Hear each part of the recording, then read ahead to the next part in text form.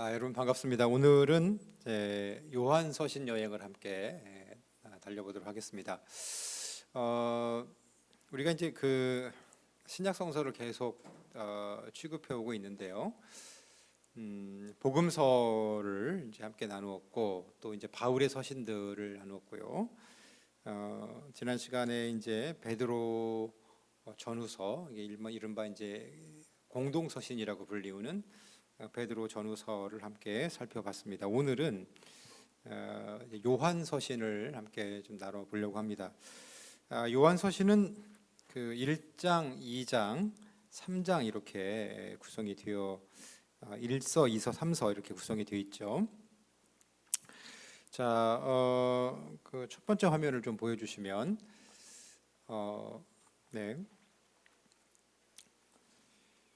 그 요한서신의 배경에 대해서 좀 살펴보도록 하겠습니다. 요한이라는 이름으로 지금 우리가 갖고 있는 그런 문서들이 이제 5개가 있죠. 요한 복음이 있고, 그다음에 요한 1서, 2서, 3서, 요한 계시록 이렇게 있는데, 요한이라는 이름으로 이제 이 문서들이 이제 형성이 돼 있어요. 그런데 지금 이제 우리가 다루고 있는 요한서신은 편지 글이죠. 요한 복음서는 어떤 글입니까? 요한 복음서는 복음서라는 양식으로 이제 예수님에 관한 이야기가 언급되어 있는 거죠. 그러니까 같은 요한이라고 이제 붙어져 있으니까 요한 복음서, 요한 1, 2, 3서 이렇게 이제 붙여 있잖아요. 자, 그러면 이것은 요한 복음서와 요한 1, 2, 3서는 서로 상관관계가 있는 걸까요? 없는 걸까요? 또 요한 계시록과는 어떻게 되는 걸까요? 다 같은 요한인가? 이제 이렇게 생각이 되는데 이런 질문을 이제 던져볼 수가 있잖아요. 요한 계시록하고 요한 1, 2, 3서의 저자, 그러니까 요한 계시록의 저자와 요한 1, 2, 3서의 저자를 꼭 같이 동일시할 수는 없는 것 같아요. 여러 가지 이제 문체들의 이제 문제도 있고, 글이 갖고 있는 분위기의 문제도 있기 때문에 그런 것들을 고려했을 때 이게 이제 같은 저자에 의한 같은 맥락의 글이다 이렇게 보기는 어렵지만, 요한 복음서와 요한 1서, 2서, 3서는 같은 저자의 글로 이렇게 볼 수가 있습니다. 그러니까 지금 이제 배경이 되는 그러한 그 교회, 요한의 공동체죠. 요한의 교회, 요한의 공동체를 향해서 요한이 한쪽으로는 이제 복음서라는 그러한 양식의 글, 그래서 요한 복음서를 이제 쓴 거고요. 다른 한편에는 이제 편지글로서 첫 번째 편지 요한 1서, 2서, 3서 이렇게 3개의 편지글을 쓴 것이다라고 이렇게 이제 볼 수가 있습니다. 복음서에는 여러분 잘 아시듯이 예수님에 관련된 이야기들이 이제 나와 있습니다. 그런데 복음서를 우리가 볼 때에 그냥 단순히 예수님에 관한 이야기뿐이냐, 이런 질문을 던지면 어떻게 대답하시겠어요? 그러니까 이제 예수님과 관련된 이야기뿐이냐라고 했을 때에 예수님과 관련된 이야기인 것은 맞지만은, 그러나 예수님의 이야기를 그냥 아무런 그 의도 없이 목적 없이 모아놓은 것이라고 볼 수는 없습니다. 요한복음서를 썼을 때에 요한의 교회 혹은 요한의 독자들이 있었을 거 아니에요. 그거를 읽을 사람이 있으니까 이런 그 복음서를 이제 쓴 겁니다. 그러니까 이 복음서에 나와 있는 내용들은 요한의 교회와 동떨어진 이야기가 아니라는 것이죠. 요한의 교회와 상관관계가 있는 글이라는 것이고요. 이런 그 요한복음서의 내용들은 요한이 이 복음서를 통해서 교회에게 전달하고자 할 말들을 하고 있는 겁니다. 그러니까 복음서에 메시지가 있습니까? 없습니까? 있습니다. 그러니까 우리는 이 복음서를 접하면서는 그 메시지에 두 가지 층이 있다는 것을 이제 보게 되는데요. 뭐냐면 예수님과 관련된 이야기니까 예수님 당시에 예수님이 예수님의 제자들 혹은 청중들에게 했던 그러한 이야기가 있을 겁니다. 그렇죠? 예수님 당시에 예수님께서 예수님의 제자들에게 예수님의 청중들에게 했던 그런 이야기가 있을 거예요. 그런 이야기들이 이제 기록으로 남아 있었던 것이죠. 예수님의 어떤 그러한 이야기들이 이제 전승으로 그렇게 남아 있었던 겁니다. 그런데 요한의 복음서를 이제 집필하면서는 예수님과 관련된 이야기들이 있는데 복음서로 가져오면서는 예수님과 관련된 이야기를 이렇게 본인이 사용을 한 겁니다. 그러니까 없는 이야기를 요한이 막 지어낸 것이 아니고 요한이 막 회상에 의해서 그냥 그때 예수님이 그런 얘기를 했었지 이렇게만 쓴 것이 아니고 그런 그 자료집들을 이제 참고를 한 건데, 그러니까 그런 자료집들을 참고를 해서 요한복음서를 기록을 할 때에 그냥 단순히 예수님의 이야기를 이렇게 모아놓은 것뿐이냐라고 한다면 그런 것이 아니기 때문에 요한이 요한의 교회에 대해서 다른 말로 말하면 설교를 하고 있는 건데 뭘 통해 설교하고 있는 거예요? 이 복음서라는 이야기를 통해서 설교를 하고 있는 겁니다. 예수님이 예수님의 청중들에게 하셨던 그런 메시지가 있는가 하면 그것을 이제 이렇게 가져오면서 요한이 요한의 청중들에게 하고자 하는 그런 메시지들도 분명히 있는 것이죠. 그러면서 요한의 교회의 상황들이 이렇게 반영이 된 겁니다. 이게 이제 복음서라고 한다고 한다면 서신서는 이제 어떤 내용을 담고 있냐면 서신서는 요한이 이야기 형식을 빌지 않았죠. 어떤 형식으로 쓴 거예요? 편지글로 쓴 겁니다. 서신서는 요한이 편지글로써 이렇게 본인의 메시지를 쓴 거예요. 그러니까 복음서보다는 조금 더 직접적인 메시지가 들어있겠죠. 만약에 이제 요한이 복음서를 통해서 이렇게 이야기 형식으로 메시지를 전달하려고 했다고 한다면 뭐 이야기가 주는 어떤 교훈 이런 것들도 있을 수 있겠고요.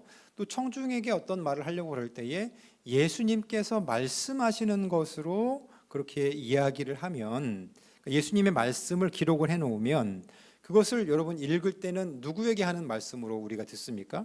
예수님이 제자들에게 하시는 말씀이지만 우리는 어떻게 듣냐면 그 이야기를 읽으면서 예수님이 오늘 우리에게 하시는 말씀이구나라고 그렇게 읽는 겁니다. 그러니까 요한이 하고자 하는 말이 있을 때에 그거를 무엇을 통해서 청중들에게 전달한 거예요? 예수님의 말씀을 통해서 청중들에게 전달한 거죠. 그런데 서신서는 조금 다르다는 거죠. 그런 이야기 형식을 빌리지 않고 지금 편지글로 쓰고 있기 때문에 편지글은 직접적이죠. 그러니까 직접적인 돌려서 말하지 않고 예수님의 메시지로 예수님이 지금 일어나고 있는 일들을 기술함으로써 그 메시지를 전달하는 것이 아니라 어떻게 전달하는 거예요? 하고 싶은 말을 직접 쓰는 겁니다. 그러니까 지금 요한이 복음서도 쓰고 요한 1서, 2서, 3서도 썼는데 하나의 메시지는 이 복음서를 통해서 전달을 하고 있는 거고요. 다른 한편으로는 뭘 통해 전달하고 있어요? 이 서신을 통해서 그 메시지를 보다 직접적으로 전달을 하고 있는 것이다. 이렇게 이해를 하시면 되겠습니다. 그러니까 요한복음서와 요한 1서, 2서, 3서가 상관관계가 있어요, 없어요? 있어요. 같이 읽으셔야 됩니다. 같은 저자의 작품이라고 생각을 하고, 그러니까 요한복음, 요한계시록 앞에 있는 그런 세 개의 편지글이야 이렇게만 생각하실 것이 아니라 사랑을 강조한 그런 편지글이야 라고만 생각하실 것이 아니라 요한복음서를 썼던 요한이 복음서도 쓰고 그 다음에 서신서도 쓴 거구나. 이야기 형식을 통해서 설교하고 있다면 이 요한 서신서는 편지 형식을 통해서 아주 직접적으로 설교를 하고 있는 거구나. 말씀을 전하고 있는 거구나. 이렇게 이해를 하셔야 됩니다. 그렇기 때문에 요한복음서에서 다루고 있는 내용들이 지금 요한 서신서에서도 동일하게 다루어지고 있는 부분이 종종 발견이 이제 되는 것이죠. 우리가 이제 그 요한복음서를 얘기할 때에 어떤 언급을 드렸냐면 요한복음서를 이제 산출한 그러한 교회가 요한의 교회가 어떤 교회였느냐라고 그랬을 때에 이 교회는 유대교 회당으로부터 분리된 교회였어요. 유대교 회당으로부터 분리되면서 이 유대교의 회당으로부터 심각한 공격을 받고 배척을 받고 축출을 당했던, 그러니까 사회적인 이런 억압과 또 이런 그 배타적인 공격들을 받았던 그러한 공동체가 요한의 공동체였습니다. 요한복음 9장 같은 데 보면 이제 그 맹인이 실로암에서 눈을 뜨는 장면이 이제 나오죠. 그러면서 이 유대인들하고 막 싸우는 장면이 이제 등장해요. 근데 그것을 우리는 일반적으로 어떻게 해석을 하냐면 이 요한의 교회가 요한 그 회당으로부터 나오면서 유대인들과 이제 겨루었던 이런 논쟁들 그런 다툼들이 함축적으로 들어와 있는 본문이라고 그렇게 이제 해석을 하고 있습니다. 그래요. 그래서 이제 이런 그 사회적인 어떤 그 고립과 어려움 이런 것들이 이제 요한 공동체 안에 있었는가 하면 또 어떤 문제가 발생했냐면 요한의 공동체 내에도 서로 이제 논쟁이 발생을 했어요. 뭐 다른 문제로 논쟁이 발생된 것이 아니라 예수님이 어떤 분이시냐에 대한 그런 일들로 인해서 이제 논쟁이 발생했어요. 1세기에 초기 교회였기 때문에 그런 예수님에 대한 다양한 생각들이 이제 이렇게 많이 등장을 했거든요. 그런데 그 예수님에 대한 다양한 생각들이 등장할 때에 기독교 신학에서 받아들일 수 없는 그런 좀 부적절한 내용들도 그 안에 이제 들어와 있어요. 우리가 좀 이제 계속 살펴보겠지만은 그런 내용들이 들어왔을 때에 어떤 사람들은 이제 말씀 위에 서서 그렇게 이제 살아가려고 하는 반면에 다른 어떤 사람들은 요한 공동체에 있었던 다른 어떤 그룹은 그거 아니다. 예수님이 이런 분이다라고 얘기할 때에 이 성경의 기준을 조금 벗어나서 이야기를 하는 분들이 있기도 했어요. 그래서 이제 이 둘 사이에 굉장히 심각한 반목이 있었고요. 반목이 있었고 이 공동체의 일부가 이렇게 떨어져 나가서 이제 또 분열되고 갈라지는 그런 현상들이 있었습니다. 그러니까 우리가 이제 그 요한의 서신들을 이해하면서 읽으시면서는 이러한 정황이 반영되어 있다는 것을 기억하셔야 돼요. 그래서 지금 여기 지금 PPT 보시면 그리스도교 공동체 내에서는 갈등이 종종 발생했는데 예수 그리스도의 추종자라고 스스로 생각하는 사람들이 가져야 할 믿음과 실천에 관한 갈등이었다 이렇게 말씀을 드렸잖아요. 그러니까 이제 이런 그 예수님에 관한 그리고 예수를 믿는다는 것이 어떤 것이냐 이걸 어떻게 이제 예수 믿으면서 살아야 되느냐 이런 문제에 대해서 서로 이제 갈등이 좀 발생을 했고요. 그리고 이걸로 인해서 이제 요한의 교회가 이렇게 분열돼서 이렇게 이제 나누어지는 그러한 배경이 지금 요한 공동체 요한 복음서의 배경이기도 하고 또한 요한 1서, 2서, 3서의 그런 배경이기도 합니다. 그러니까 요한 1서, 2서, 3서를 읽을 때에는 지금 요한 1서, 2서, 3서가 이렇게 이제 그 수신자들에게 보내졌는데 그들이 어떤 그 상황 가운데 있었느냐? 일부의 사람들이 그렇게 공동체 밖으로 나가서 그렇게 서로 좀 사이가 안 좋고 다툼이 있는 그러한 상황이었다는 것을 이제 전제로 하고 이 요한 1서, 2서, 3서를 이제 읽으시면 좋을 것 같습니다. 하나님의 교회가 이제 좀 늘 평화롭고 늘 이렇게 온전했으면 좋겠지만은 이제 보면 항상 교회는 이런 그 다양한 생각들이 이제 공존해 있었기 때문에 의견을 달리하는 사람들끼리의 어떤 마찰이 그렇게 이제 늘 발생을 했어요. 그러나 그것이 긍정적인 모습은 아닙니다. 오늘 이제 요한의 메시지에서도 보겠지만은 그런 모습들이 이제 긍정적인 모습은 아니고요. 하나가 되고 서로 사랑하는 것이 교회가 이제 앞으로 지향하고 나아가야 할 방향인 것이죠. 두 번째 화면을 좀 보여주시면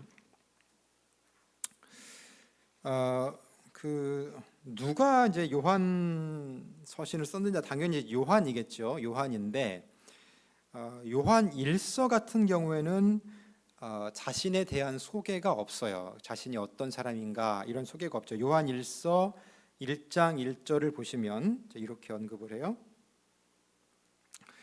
태초부터 있는 생명의 말씀에 관하여는 우리가 들은 바요, 눈으로 본 바요, 자세히 보고 우리 손으로 만진 바라, 이렇게 언급을 하는데 서신서들을 보면 이제 자신이 누구라고 얘기하고 누구에게 보낸다 이런 말들을 이제 보통 일반적으로 하잖아요. 앞에서 배웠던 베드로전서도 그렇고요, 야고보서도 그렇고, 바울의 서신들은 말할 것도 없고요. 그렇습니다. 그런데 요한 일서는 이제 좀 익명으로 되어 있지만 어쨌든 그건 요한 서신인 건 맞습니다. 자, 그런데 이제 요한 이서를 보면 요한 이서는 이제 이렇게 언급을 해요. 장로인 나는 택하심을 받은 부녀와 그의 자녀들에게 편지하노니 내가 참으로 사랑하는 자여 나뿐 아니라 진리를 사모하는 모든 자도 그리한 것은 우리 안에 거하여 영원히 우리와 함께할 진리로 말미암음이로다, 이렇게 이제 언급을 하죠.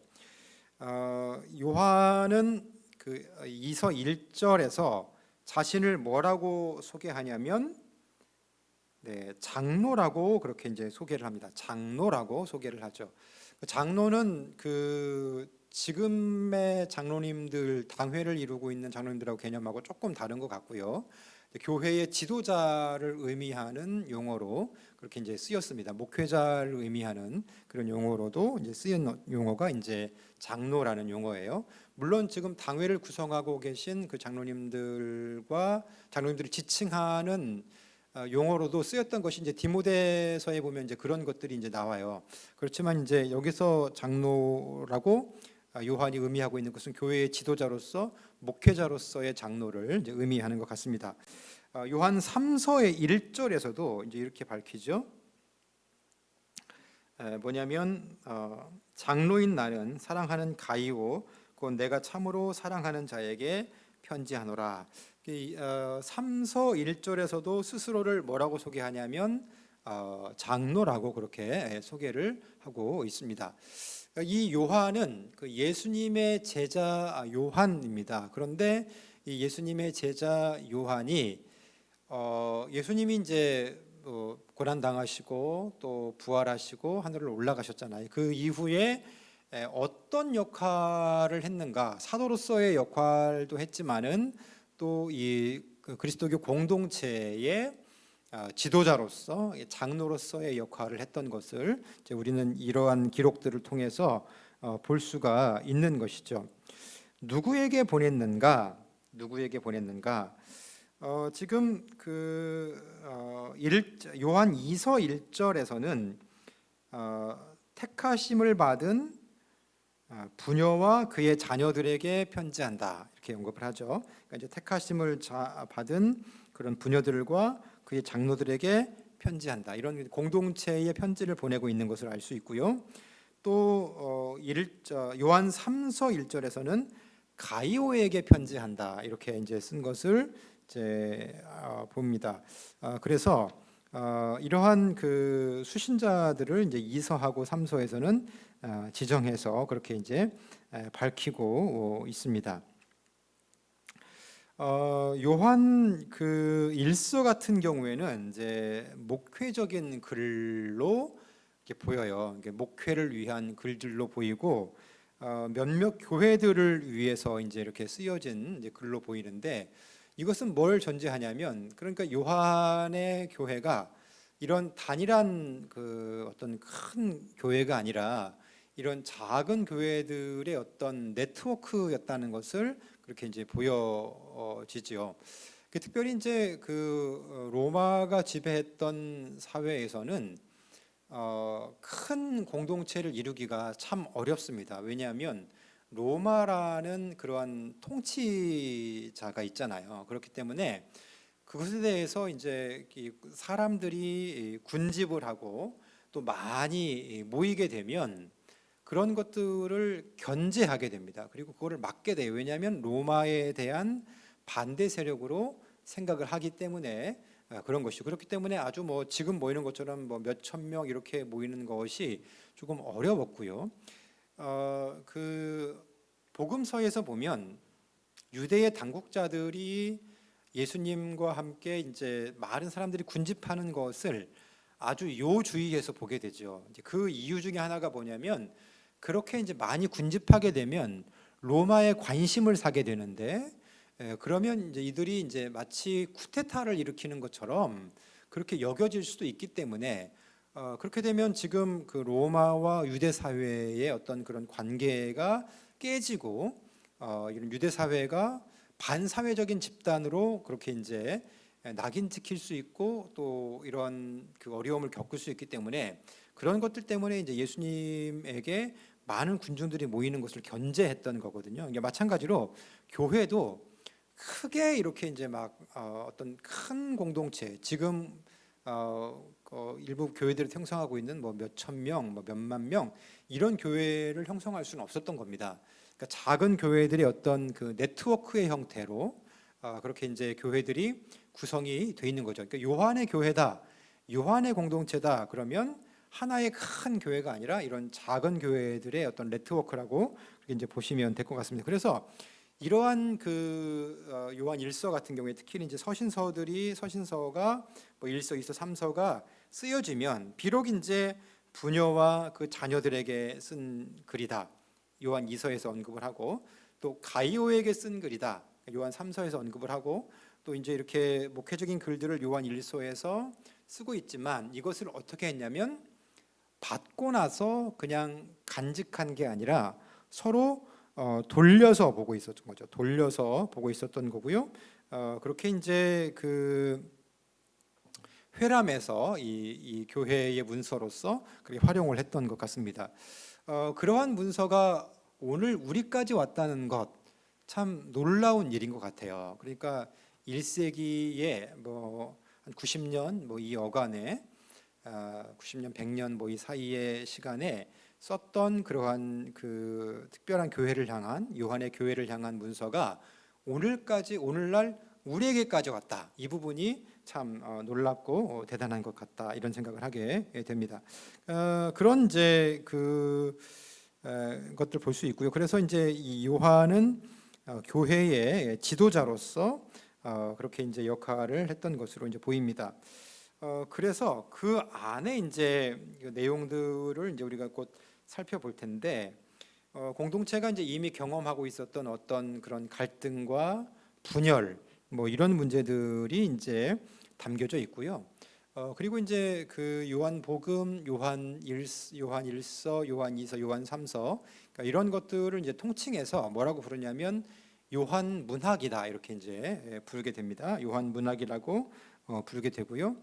서두에 언급드렸듯이 이제 그 요한 문학 안에 요한 계시록을 놓기는 조금 어려운 측면들이 있습니다. 왜냐하면 신학적으로 큰 차이를 보이기 때문에 이것이 이제 요한 우리가 알고 있는 사도 요한 이 장로 요한으로부터 왔다 이렇게 보기는 조금 어려운 측면이 있는 것 같습니다.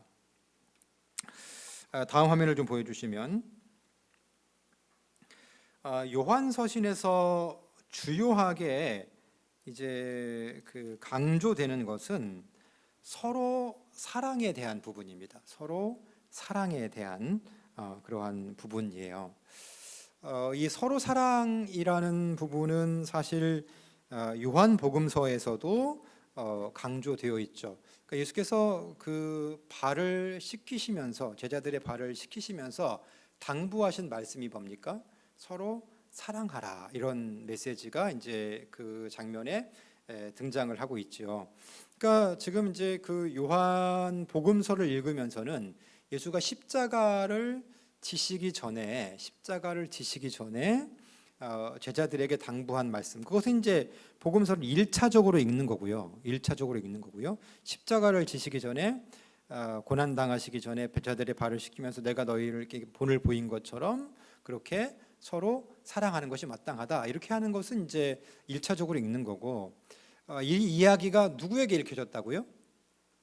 요한의 교회에게 읽혀진 겁니다. 그랬을 때에 그 메시지는 사실 누구에게 전달한 메시지냐면 요한의 교회에 전달한 메시지가 되는 것이죠. 요한의 교회에 전달한 메시지가 되는 것이죠. 이야기의 형식을 통해서 요한의 교회에 전달을 한 겁니다. 그런데 이제 이 서신서는 뭐예요? 편지글을 통해서 직접적으로 전달했다고 그랬죠. 그래서 그 메시지들을 지금 예수께서 복음서에서 서로 사랑하라고 그랬을 때에 누구에게 했어요?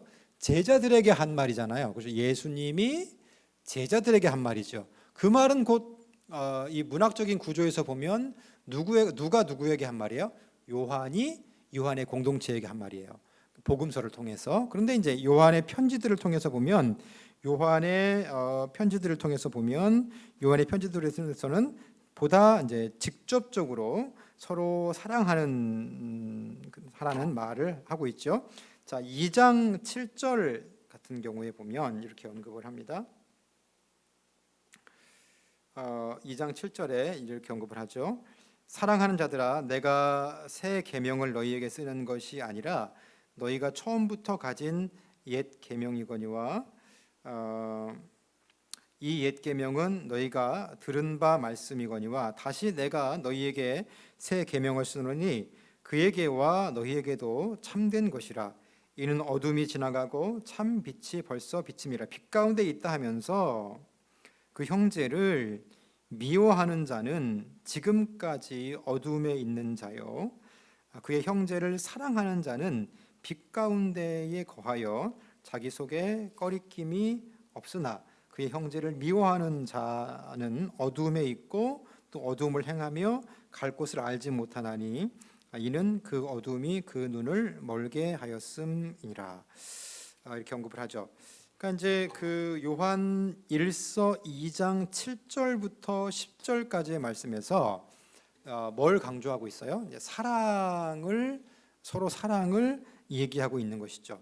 그래서 이제 9절 말씀에 2장 9절 말씀에 보다 직접적으로 그 내용들을 이제 언급을 해요. 뭐냐면 빛 가운데 있다고 하면서 그 형제를 미워하는 자는 어둠에 있는 거다라는 거죠. 어둠에 있는 것이다.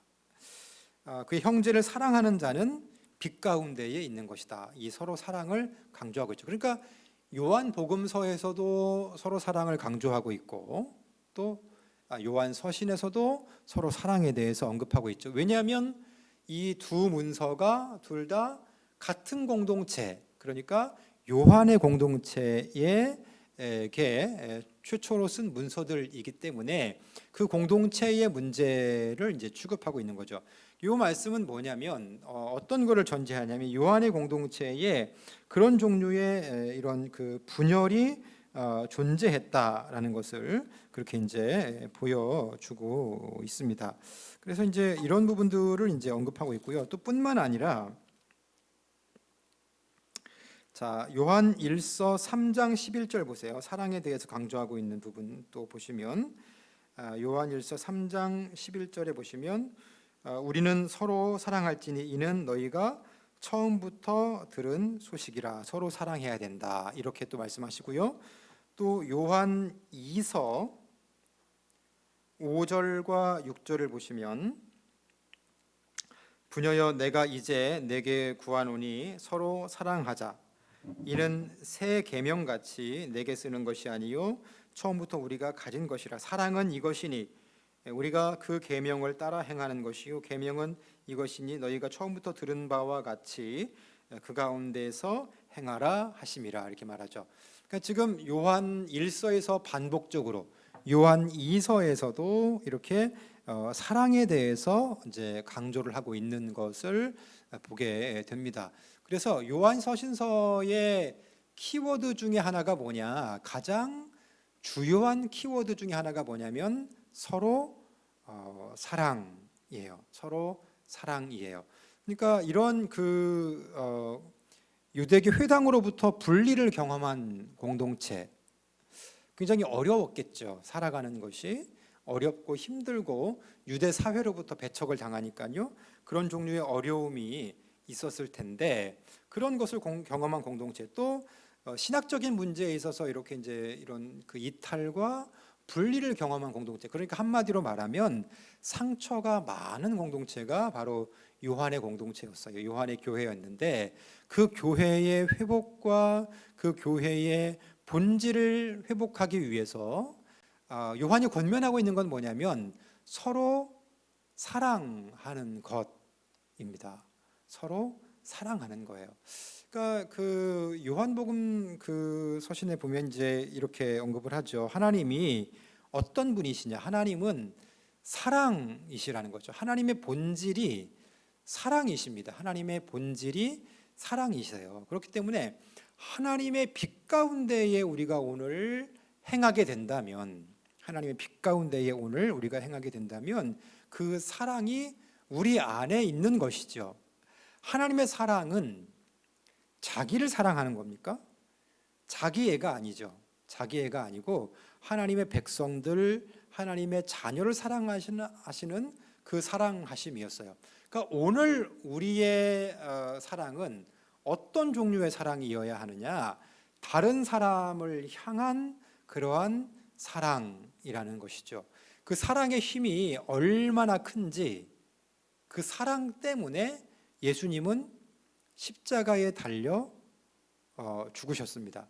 십자가에 달려 죽으실 때의 그 고난의 무게가 얼마나 컸던지, 겟세마네 동산에서 예수님이 땀방울이 핏방울이 될 때까지 그렇게 기도하시잖아요. 그만큼 고통스러우셨다는 거예요. 그런데 무엇이 그 고통을 이기게 했는가? 주님의 사랑이 그 고통을 이기게 했습니다.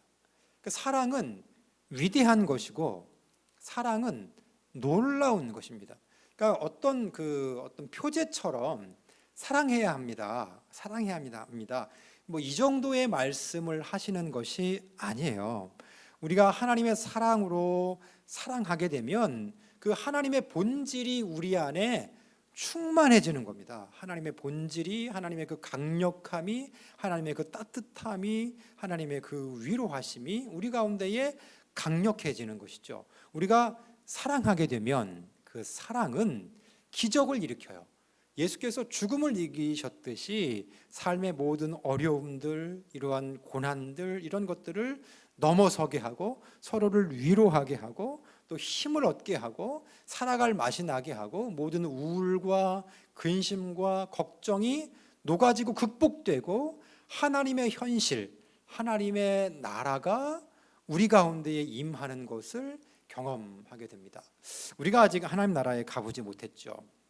장차 임할 하나님의 나라에 아직 가보지는 못했죠. 그러나 그 나라를 부분적으로 오늘 경험하면서 살아갈 수 있습니다. 어떻게 할 때 그렇게 가능할까요? 서로 사랑할 때 가능합니다. 우리의 가족의 구성원들, 부모님, 자녀들, 형제들을 서로 끔찍하게 사랑하고 아끼면 그 가운데에 하나님의 나라가 임하는 겁니다. 그 가운데에 하나님의 나라를 경험할 수 있는 거예요. 아직 가보지는 못했지만 그 나라를 땡겨와서 지금 이 자리에서 경험할 수 있는 겁니다. 우리의 믿음의 공동체, 이 하적교회 안에서 서로의 허물을 덮고 사랑하고 감사하고 축복하고 그렇게 살아간다고 한다면 교회에 오는 것이 기쁨이죠. 함께 합력하는 것이 기쁨이죠. 사랑한다 그럴 때에 사랑은 뭡니까? 사랑의 본질은요, 허다한 허물을 덮는 것이 사랑입니다. 사랑은 허물에 주목하는 것이 아니에요.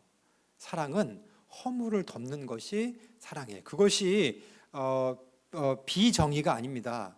그렇게 한다고 해서 어떤 하나님의 나라가 훼손되는 게 아니에요. 하나님의 나라는 정의롭지, 그렇기 때문에 다 이렇게 옳고 가른 거를 가려야 되지, 이렇게 말씀하는 것이 아니고 하나님의 나라 안에서의 사랑은 허물을 덮는 겁니다. 하나님이 우리를 사랑하셨기 때문에 우리의 죄를 용서하신 것이죠. 없는 것으로 여기신 거죠. 사랑이 뭐예요? 사랑이 허물을 덮었던 겁니다. 공동체 안에의 사랑이 그런 겁니다. 허물을 덮는 겁니다. 이렇게 이제 유대교 회당으로부터 나오면서 겪었던 마음의 상처들, 또 교회가 이렇게 분리되면서 겪었던 상처들, 이런 것들이 이제 요한 공동체 가운데에 있었는데, 공동체를 치료하는 위로부터 내려온 명약이 뭐냐? 주요한 약이 뭐냐? 그것은 사랑이라는 그러한 약입니다. 그래서 요한복음서를 비롯해서 요한의 서신서에서 이제 강조되는 주요한 키워드들 중에 하나는 뭐냐면 바로 사랑이다라는 것이죠. 또 하나의 그 흐름이 있습니다. 이게 뭐냐면 이제 요한 서신서를 읽을 때에 또 하나의 흐름이 있는데, 그것은 뭐냐면 거짓 선생들과 관련된 그러한 문제들이 있었습니다. 1장 요한 1서 1장에 보시면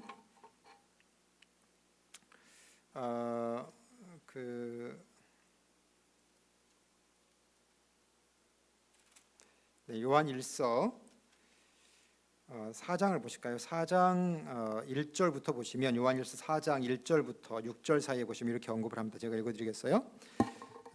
사랑하는 자들아, 영을 다 믿지 말고 오직 영들이 하나님께 속하였나 분별하라. 많은 거짓 선지자가 세상에 나왔음이라. 이로써 너희가 하나님의 영을 알지니 곧 예수 그리스도께서 육체로 오신 것을 시인하는 영마다 하나님께 속한 것이요, 예수를 시인하지 아니하는 영마다 하나님께 속한 것이 아니니 이것이 곧 적그리스도의 영이니라. 오리라 한 말을 너희가 들었거니와 지금 벌써 세상에 있느니라. 자녀들아, 너희는 하나님께 속하였고 또 그들을 이기었나니 이는 너희 안에 계신 이가 세상에 있는 자보다 크심이라. 그들은 세상에 속한 고로 세상에 속한 말을 하매 세상이 그들의 말을 듣느니라. 우리는 하나님께 속하였으니 하나님을 아는 자는 우리의 말을 듣고 하나님께 속하지 아니한 자는 우리의 말을 듣지 아니하나니 진리의 영과 미혹의 영을 이로써 아느니라. 이렇게 언급을 하죠. 이제 그러면서 7절에서 보면 사랑하는 자들아, 우리가 서로 사랑하자. 사랑은 하나님께 속한 것이니 사랑하는 자마다 하나님으로부터 나고 하나님을 알고 사랑하지 아니하는 자는 하나님을 알지 못하나니 이는 하나님은 사랑이십니다. 이렇게 이제 언급을 합니다. 지금 이제 그 4장의 맥락을 보면, 요한일서 4장의 맥락을 보면 지금 그 적그리스도의 영에 대해서 이렇게 언급을 하고 있어요. 거짓 선지자들의 영에 대해서 이제 언급을 하고 있는데, 그것과 이제 대조적으로 지금 이제 하나님의 영, 하나님의 본질, 이것에 대해서 이제 7절 이하에서 대조적으로 이제 말씀을 한단 말이에요. 자, 그러면서 지금 이제 그 보여지는 부분들이 뭐냐면 그 적그리스도의 영이 어떤 특징을 갖고 있냐는 거예요. 2절에 보면 이로써 너희가 하나님의 영을 알지니 예수 그리스도께서 육체로 오신 것을 시인하는 영마다 하나님께 속한 것이요, 예수를 시인하지 아니하는 영마다 하나님께 속한 것이 아니니 이것이 곧 적그리스도의 영이니라. 오리라 한 말을 들었거니와 지금 벌써 세상에 있느니라. 이렇게 언급을 하죠. 지금 이제 무엇과 관련된 그러한 논쟁들이 있는 것을 알 수 있냐면, 예수님이 어떤 분이신가에 대한 논쟁이 있었던 것을 알 수 있어요. 그래서 이 거짓 그리스도를, 거짓 선지자들은 어떤 가르침을 펼치냐면 예수가 육체로 오시지 않았다는 겁니다. 이건 마치 누구의 주장과 같냐면 영지주의자들의 주장과 같은 것이죠. 예수께서 육신으로 이 땅에 오신 것이 아니고 영으로서만 오셨다는 겁니다. 어떻게 보면 이것이 더 거룩해 보이는 그러한 더 신령한 주장이다고 이렇게 생각하는 사람이 있을지 모르겠지만 그렇지 않습니다. 예수님은 이 땅에 오실 때에 육신의 옷을 입고 인간의 모습으로 우리 가운데에 오셨죠. 그런데 1세기 영지주의자들을 비롯한 이 거짓 선지자들은 어떻게 주장을 했냐면 예수님이 오시는 것이 육신으로 오신 게 아니고 영으로 오셨다고 그렇게 이제 생각을 한 겁니다. 그렇게 생각을 하고 그렇게 주장을 하고 그렇게 이제 가르쳤던 것이죠. 여러분 이제 왜 예수님이 육체로 우리 가운데에 오셨을까요? 인간과 동일한 몸으로 오셔서 인간 대신 이제 속죄를 하신 건데 뭐 여러 가지 의미가 있습니다만은 우리가 이제 배웠던 히브리서 기자의 견해에 따르면 이런 거죠. 주님이 육체로 입고 오셨다가 육체에 부여되는 건 뭐예요? 죽음이죠. 육체를 갖고 있는 것 중에 죽음이 없는 게 있습니까? 육체를 입고 있으면 동물들이든 이런 어떤 물리적인 것들이 입고 있는 생명체들은요 다 죽습니다. 식물도 연한이 닿으면 죽고 동물도 연한이 닿으면 죽게 되는 거예요. 죽죠. 그런데 주님이 어떤 일을 하셨어요? 죽으셨죠. 그런데 죽으신 다음에 어떻게 하셨어요? 부활하셨죠. 부활하셨죠. 영으로 오셨다고 그런다면 이러한 부활이나 이런 것들이 아무 의미가 없는 거예요. 우리의 소망이 뭡니까? 우리의 소망이 예수님과 같이 영화로운 모습으로 부활하는 것 아니겠어요? 주님 오시는 그날에 영광스러운 모습으로 부활하는 것 아니겠어요? 주님이 육체로 오셨기 때문에 육체로 오신 예수에게도 이제 필연적인 것이 죽음이었는데 예수님이 그 죽음을 이기셨다는 겁니다. 히브리서 기자의 관점에 따르면 예수님이 그렇게 죽음을 이기신 것, 육체를 입고 사셨는데 죄를 이기시고 죽음을 이기셨기 때문에 오늘 우리의 아픔도 아시고 우리의 어려움도 아시고 또한 우리도 장차 영광스러운 몸으로 그렇게 부활할 것에 대한 소망을 갖고 예수님을 따라갈 수가 있는 것이죠. 그런데 이런 거짓 교사들은 이제 그런 다른 종류의 주장을 했던 것 같아요. 그러면서 지금 여기 이제 전제는 되지 않지만 그런 미혹하는 가르침을 하면서 이 그룹이 이제 이렇게 떨어져 나가고 이제 이 그룹을 이제 배척하고 미워하는 그러한 일들을 했던 것으로 이제 보입니다. 그러면서 그렇기 때문에 이러한 그 7절 6절부터 읽어보면 우리는 하나님께 속하였으니 하나님을 아는 자는 우리 말을 듣고 하나님께 속하지 않은 자는 우리 말을 듣지 아니하나니 진리의 영과 미혹의 영을 이제 이로써 아느니라. 사랑하는 자들아 서로 사랑하자. 사랑은 하나님께 속한 것이니 사랑하는 자마다 하나님으로부터 나서 하나님을 알고 사랑하지 아니하는 자는 하나님을 알지 못하나니 하나님은 사랑이심이라.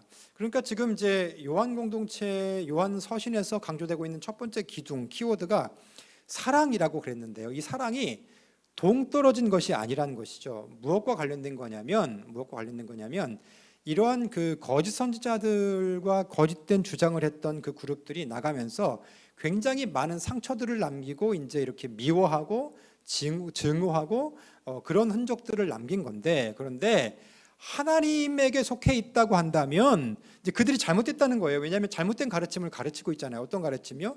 예수님이 육체로 온 게 아니다, 이런 가르침을 가르치고 있잖아요. 그런데 그 가르침이 이제 여기는 육체로 오셨다고 그러고 여기는 안 왔다고 그러는데 이걸 어떻게 분별할 거냐라고 그랬을 때에 사랑이라는 것이 분별의 기준이 된다는 것이죠.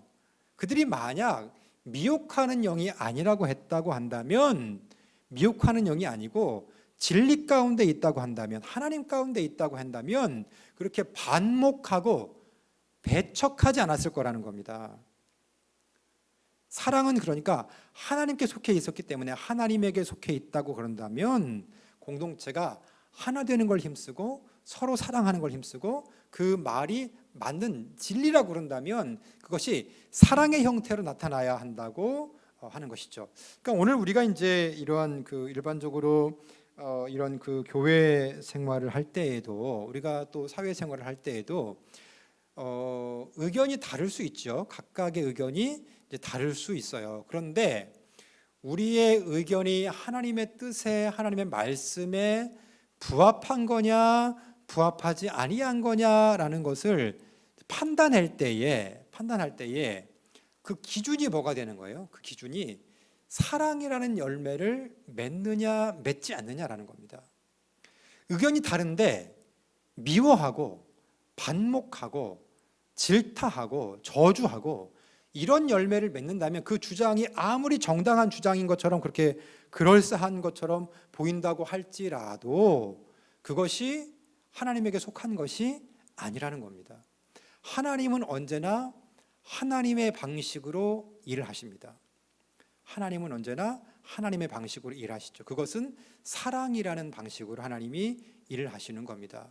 인류를 구원할 수 있는 많은 방법들이 하나님 있을 수도 있었을 텐데 예수께서 결국 선택하신 순종하신 방법이 뭐예요?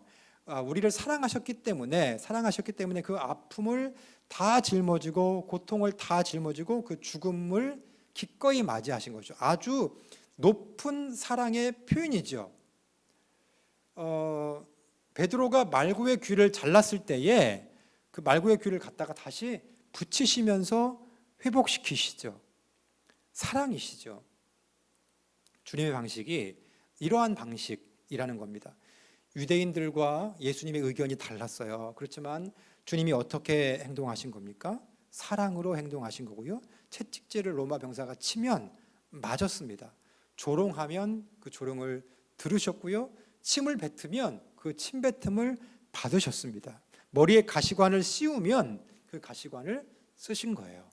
홍포를 찢으면 그 수치스러움을 그대로 경험하신 겁니다. 사랑의 방식이죠. 그러니까 지금 이제 요한 공동체의 상황이 뭐냐면 이 그룹이 이제 두 개로 갈라졌어요. 그런데 갈라진 그룹에서는 예수님이 육체로 오신 것을 인정하지 않아요. 영지주의적 영향인 것 같아요. 이 그룹에서는 예수님이 육체로 오셨다고 지금 우리의 고백과 같지요. 그런데 여기서 반목하면서 이런 거짓된 모습으로 또 증오의 방식으로 미움의 방식으로 한 거예요. 그런데 요한 장로 요한, 사도 요한의 견해는 뭐냐면 지금 서로 사랑하라는 말씀에서 우리가 하나님께 속해 있다고 그런다면 우리는 어떤 방식으로 행동을 해야 하는가? 이것이 사랑의 방식이라는 것이죠. 그러니까 그리스도인의 존재 방식, 그리스도인이 삶을 살아가는 방식은 사랑이라는 방식으로 우리의 어떤 하나님의 속해 있음 또 우리의 믿음 이런 것들을 증명해 나가는 것이다. 이렇게 이제 볼 수 있습니다. 또 한편의 주장이 있는데요. 뭐냐면 그 반대 그룹의 주장이에요. 지금 이제 하나는 예수께서 육체로 오시지 않았다 이렇게 이제 주장을 하고요. 또 하나의 주장은 뭐냐면 1장 8절을 보세요. 1장 8절. 1장 8절의 주장을 보시면 이렇습니다. 만일 우리가 죄가 없다고 말하면 스스로 속이고 또 진리가 우리 속에 있지 아니할 것이요 만일 우리가 죄를 자백하면 그는 미쁘시고 의로우사 우리 죄를 사하시며 우리를 모든 불의에서 깨끗하게 하실 것이요 만일 우리가 범죄하지 아니하였다 하면 하나님을 거짓말하는 자로 이로 만드는 것이니 또한 그의 말씀이 우리 속에 있지 아니하니라. 나의 자녀들아 내가 이것을 너희에게 쓰면 너희로 죄를 범하지 않게 하려 함이라. 만일 누가 죄를 범하여도 아버지 앞에서 우리에게 대언자가 있으니 곧 의로우신 예수 그리스도시라. 그는 우리 죄를 위한 화목제물이나 죄물이니 우리만을 위할 뿐 아니요 온 세상을 위하심이라. 네, 이제 이렇게 아멘 이렇게 이제 언급을 했는데요. 여기 이제 보시면은 그들의 주장이 뭐냐, 그들의 주요한 그 주장 중에 다른 주장 중에 하나가 뭐였냐면 죄가 없다고 말하는 그런 주장이 이제 있었다라는 것이죠. 그렇습니다. 이게 이제 아까 그 첫 번째 주장하고 상관관계가 있는 거예요. 지금 예수께서 우리 가운데에 육체로 오신 이유가 뭡니까? 육체로 오신 이유가 뭡니까? 2장 2절에 보시면 우리 죄를 위한 화목제물이다. 우리의 죄를 위한 화목제물이다. 이렇게 말씀을 하잖아요. 우리의 죄를 위한 화목제물이셨다. 그분이 마치 어린 양처럼 십자가에 달려서 제물로서 돌아가신 겁니다. 육체로 오셨기 때문에 가능한 일이죠. 영으로 오셨다면 돌아가실 일이 없죠. 원래 영이신데 영으로 오셨다면 돌아가실 일이 없죠. 그러니까 그들이 주장하는 게 뭐냐면 자기들은 죄 없다는 겁니다. 죄 없다는 거죠. 용서받을 일도 없고 죄 없다는 거죠. 그러니까 그들의 주장이 뭐냐면 예수께서 육체로 오시지 않았다. 또 한편으로는 어떤 주장을 하고 있는 거예요? 우리에게 죄가 있는 것이 아니다. 그러니까 이러한 주장들을 이제 이러한 그 요한 공동체에서 떨어져 나간 대적자들이 그런 주장을 하고 있는 것이죠. 그러나 1장 8절 말씀에 이제 요한 사도는 분명하게 얘기를 하죠. 만일 우리가 죄가 없다고 말하면 스스로 속이는 거다. 죄 있는 것을 인간이 너무나도 잘 알지 않습니까? 스스로를 속이는 거다. 예수의 피가 우리를 모든 죄에서 오직 예수의 피가 우리를 모든 죄에서 깨끗하게 할 것이다. 이렇게 이제 언급을 하고 있습니다. 자, 이런 그 주장들을 이제 하고 있죠. 그래서 이제 오늘 그 요한 서신들을 통해서 보면 이제 이런 일들을 이제 이런 그 분위기들이 요한 서신서 전체에서 이제 이렇게 보여지는데, 자, 요한 1서 자 2장 19절을 한번 보시죠. 2장 19절. 자, 그들의 정체를 조금 이제 보다 명시적으로 얘기하고 있는 것을 이제 보여요. 자, 2장 19절 보시면 이렇게 언급을 합니다. 그들이 우리에게서 나갔으나 우리에게 속하지 아니하였나니 만일 우리에게 속하였더라면 우리와 함께 거하였으리니와 그들이 나간 것은 다 우리에게 속하지 아니함을 나타내려 함이니라. 이렇게 이제 언급을 하죠. 자, 이렇게 19절에서 그들이 명시적으로 언급해요. 그들이 우리에게서 나갔으나, 그들이 우리에게서 나갔으나 이렇게 언급을 해요. 그러니까 지금 19절에서 이제 나갔다고 언급을 하고 또 그 19절 후반절에 보면 우리에게 속하지 아니했다 이렇게 이제 언급을 하죠. 그러니까 이 부분이 이제 서두에서 계속 말씀드린 요한복음서의 배경이 되는 것이고, 이제 이 두 그룹이 갈라진 거예요. 어떤 문제로 갈라졌다 그랬어요? 어떤 문제로 갈라졌냐면 예수님이 육체로 오셨다라는 문제에 대해서 이 그룹은 예수님이 육체로 오시지 않았다고 주장을 한 거예요. 그러면서 자신들에게 죄가 없다고 이제 주장을 한 거고요. 이것이 이제 아마도 이제 영지주의적 영향을 받고 있는 것 같고, 이런 요한 그룹은 이제 이러한 지금 우리의 신앙과 동일한 신앙을 갖고 있고, 하나님의 사랑으로서 하나님이 사랑이신데 오늘 우리가 어떤 양태를 보이느냐에 따라서 우리의 어떤 정당성이 이제 이렇게 증명된다라는 것을 그렇게 이제 보여주고 있습니다. 그렇습니다. 그래서 지금 이러한 이제 부분들을 통해서 우리가 결론적으로 보게 되면 요한 서신서 이제 1서, 2서, 3서는 요한 복음서와 상관관계를 갖고 있다. 같은 공동체에게 이제 산출된 문서라는 것을 이제 우리가 서두에 말씀을 드렸고요. 그리고 이제 이러한 그 공동체의 분리의 문제가 있다. 그러면서 이들이 주장했던 바가 뭐였다 그랬냐면 예수께서 육체로 오시지 않았다. 그리고 죄가 없다. 이런 얘기를 했는데 그것이 옳지 않다는 것이죠. 하나님은 사랑이시기 때문에 우리가 사랑의 마음을 가져야 되는데 이런 사랑은 우리의 존재 양식이라는 겁니다. 우리의 존재 양식이라는 거예요. 그래서 지금 이제 요한 공동체가 경험하는 것은 사실 굉장히 혼란스러운 상황, 어려운 상황이에요. 유대교 공동체로부터도 이렇게 추방을 당했죠. 또 그 공동체가 분열이 됐죠. 그러니까 공동체가 막 흔들리는 그러한 어려운 상황 가운데에 있었던 거예요. 그런데 요한은 그 가운데에 분명한 메시지를 던집니다. 그건 뭐냐면 요한 공동체의 존재 방식이 사랑의 방식이어야 한다라는 겁니다. 사랑의 방식이어야 한다는 것이죠. 그들이 주장하는 것처럼 그렇게 이제 서로 미워하고 반목하고 증오하는 것이 아니라 서로 사랑의 방식으로 우리가 이 땅의 삶을 살아가야 한다는 겁니다. 1차적으로는 공동체 안에서 서로 사랑함으로써 하나가 되는 겁니다. 서로 사랑함으로써 하나가 된다는 것은 복합적인 의미를 가져요. 뭐냐면 내가 이 사람을 사랑한다고 그럴 때에 둘 사이의 사랑으로 하나가 되는 것이죠. 그렇지만 사랑이 누구의 본질입니까? 하나님의 본질이죠. 하나님의 본성이죠. 그러니까 사랑하면 하나님의 본성이 우리 마음 가운데 있는 거죠. 하나님과 하나가 되는 겁니다.